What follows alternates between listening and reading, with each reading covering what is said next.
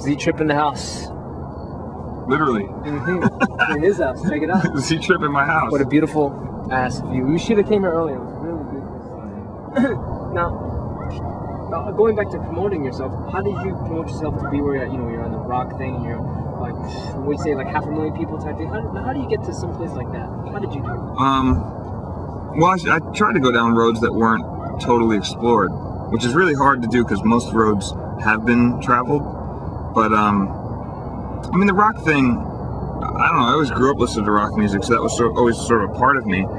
And I always used to look at a lot of people who would incorporate rock into hip-hop, and you know, there's sort of a delicate line. You can either like incorporate the rock, this real like fucking, you know, whatever, the rock song, Twisted Sister, or fucking Rat, or whatever, which is cool, but not many people were incorporating like Deep Purple, or, you know, fucking, what's another random rock group, you know, Boston or some shit, I don't fucking know. But I always tried to go these different approaches to the same, and trying to find the same common ground, but a totally different approach. And it gets harder because you have to take a lot of chances. So I took a lot of chances and mixed things that I did that I thought were very, like if I was working on something, I was like, oh, this is fucking dope.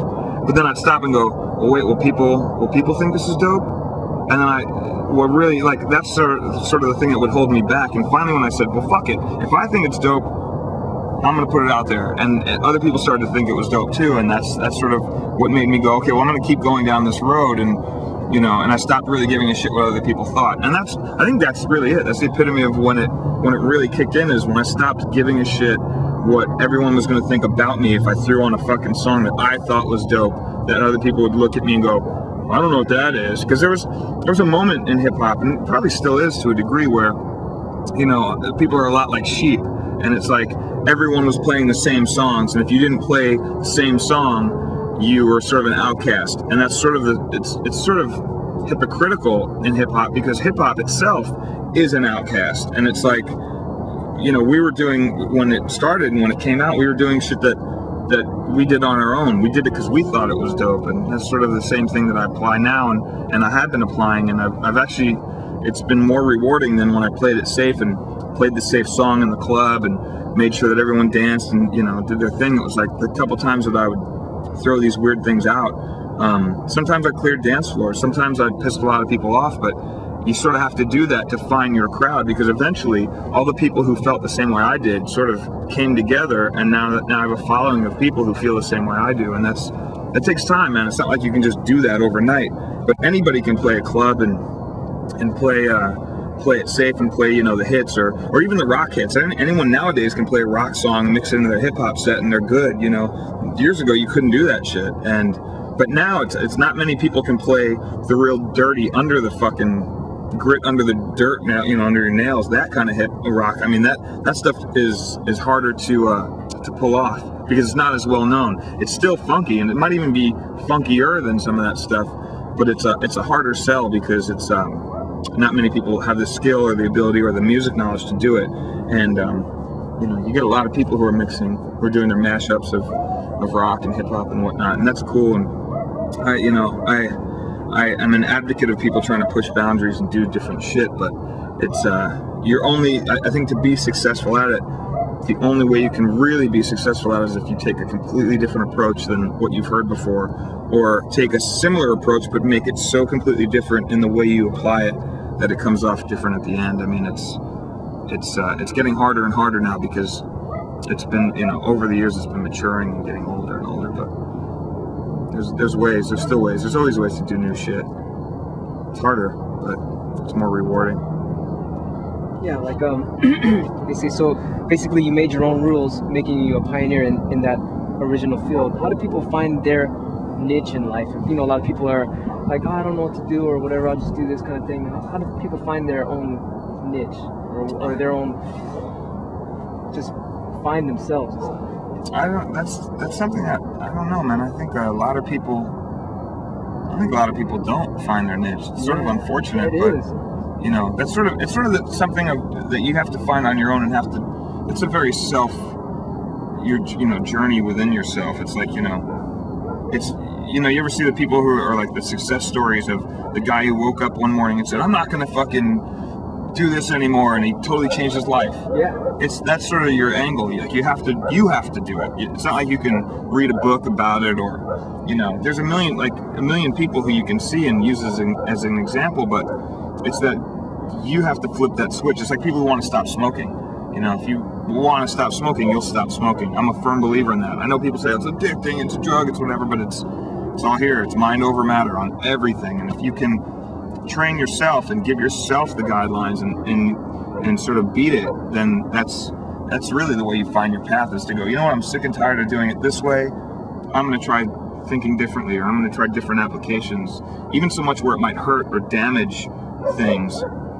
It's like just picking yourself up off the track and getting on another track and going. The only person that can do that is you. You could read a million books, you could be inspired by anybody. If you're a DJ, you could be inspired by both of us and a million other people, but until you take the necessary steps to apply it to yourself, you're still going to be just inspired. You're not going to actually benefit from that inspiration, because the inspiration should spark something for you to go down your path. You're not afraid to be very eclectic, or your spectrum is very wide. Mm-hmm. And that's going back to fear, where you're not afraid to play whatever you like and stuff. And so describe your spectrum. It's everything. It's not just the rock. No. I get pigeonholed as the rock guy, but it's everything, man. I like music, period, and it's like, as long as it's funky and it has some funk to it. Most of the rock that I play is funky rock, it has to be. It's not like I'm just up there playing a rock song to play a rock song. It has to have that in there. And that goes with anything. Drum and bass, funk records, whatever. Like, it has to have something that makes me nod my head or feel some sort of funkiness to it. But that's just my whole angle. Yeah, that goes back to your roots, right? Well, it goes back to my roots, but it also goes back to roots of the DJs who inspired me. Bambaataa and Kool Herc and Jazzy J and Flash and people like that, who, when they were picking records to play, they were picking random things. Right. Look at Bambaataa. He's the guy who sort of is responsible for taking Kraftwerk and incorporating them into hip hop, and that's huge. You're talking about 4 German guys fucking playing sort of techno music and blips and bleeps and things, and he heard this, was like, oh, this is funky, I'm gonna apply it towards my thing and put some 808 beats underneath it and turn it into whatever. That's what I'm doing now. I'm just doing it now. It's the same thing, same rules. And the rules are that there are no rules. So, and that's the main thing I do, and that's basically how I'm inspired. But it has to be, everything I play has got to have some sort of funk to it. Even if it's a house record that doesn't sound funky, or something that comes off a little weird, it might be a transition to get from one point to the next, and the next is the pot of gold. It's like the journey to get to the funky thing. And I think a lot of people they tend to forget to wait, or to enjoy the ride. You know what I mean? There's a lot of people just get up there and run through their thing and that's it. But sometimes it's really nice to see or hear a song evolve into something that's huge. And it's like, when you're going through a cave and then it's the light at the end of the tunnel or something. That has to happen a bit more in music. And I don't think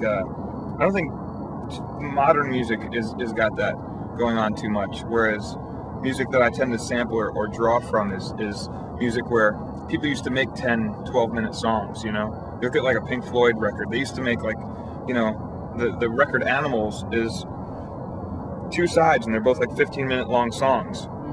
There's all sorts of shit in there that's kind of interesting, but Right. Yeah, when's the last time you heard a 15-minute long song? Right. Period. This is probably the best interview I've had. Z-Trip has a lot on his mind, and it's just what he's saying is very empowering and stuff. And thanks. That's cool. Yeah. But what are some other DJs who wouldn't know that?